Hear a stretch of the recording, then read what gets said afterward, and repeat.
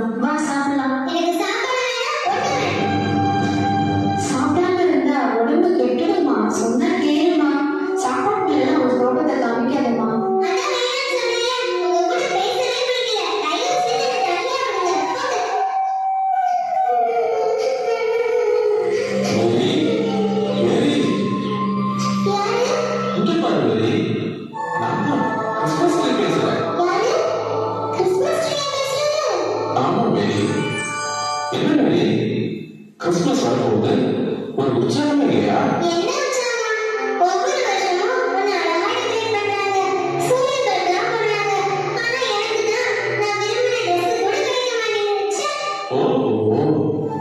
உன் கவலைக்கு இதுதான் காரணமா?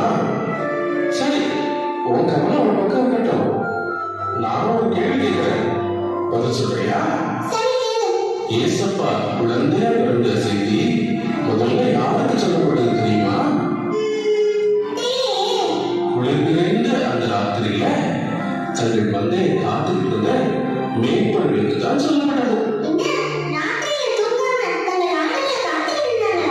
ஆமா மேரி, தங்களுக்கு கொடுக்கப்பட்ட வேலையை கவனமா பார்த்துட்டு வந்தவங்களுக்கு தான் சொல்லப்பட்டுச்சு.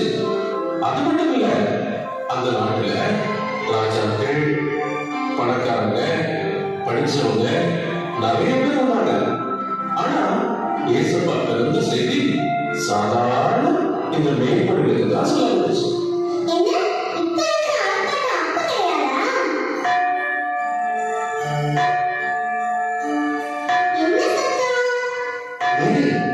நான் தான் மிஸ்டர் பெல் பேசுறேன்.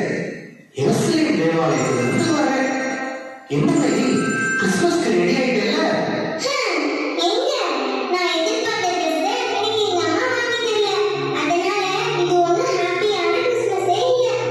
என்ன மேரி இப்படி சொல்லிட்ட? சரி, ஏசப்பா பிறந்த 8ஆம் நாள்ல அவரை தேவாலயத்துக்கு கொண்டு வந்தாங்க. அப்ப என்ன நடந்துச்சு தெரியுமா?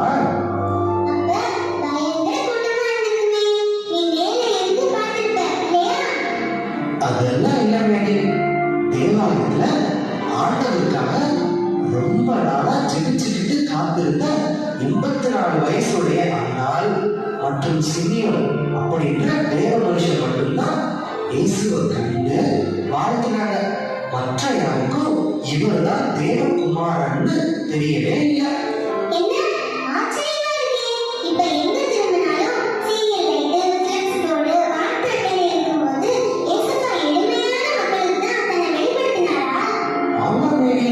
இதை விட ஒரு ஆச்சரியமான விஷயம் ஒன்று இருக்கு. மேரி, மேரி. ஆமா மேரி, நான் தான் ஸ்டார் பேசுறேன். ஏசப்பா பிறந்த சமயம் நான் தான் சாஸ்திரிகளுக்கு வழிகாட்டினேன். ஆனா பாரு, அந்த சாஸ்திரிகள் எல்லாம் அரண்மனையில தான் ஈசப்பா பிறந்திருப்பாருன்னு நினைச்சிட்டு எல்லாரும் ஏமாத்திட்டாங்க. கடைசியில் பார்த்தா ராஜாதி ராஜாவாகிய இயேசு மாட்டு தொழுவத்துலதான் தாழ்மையாக பிறந்தார்.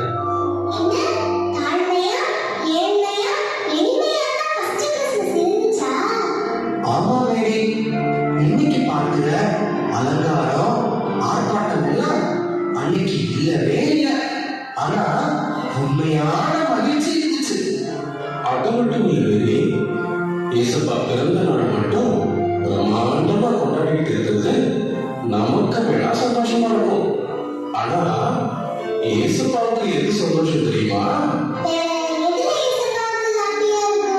அவர் பைபிள் சொன்ன எல்லா காரியத்தையும் ஒவ்வொரு நாளும் கடைபிடிச்சா அதுதான் இயேசுப்பாவுக்கு ஹாப்பியா இருக்கும்.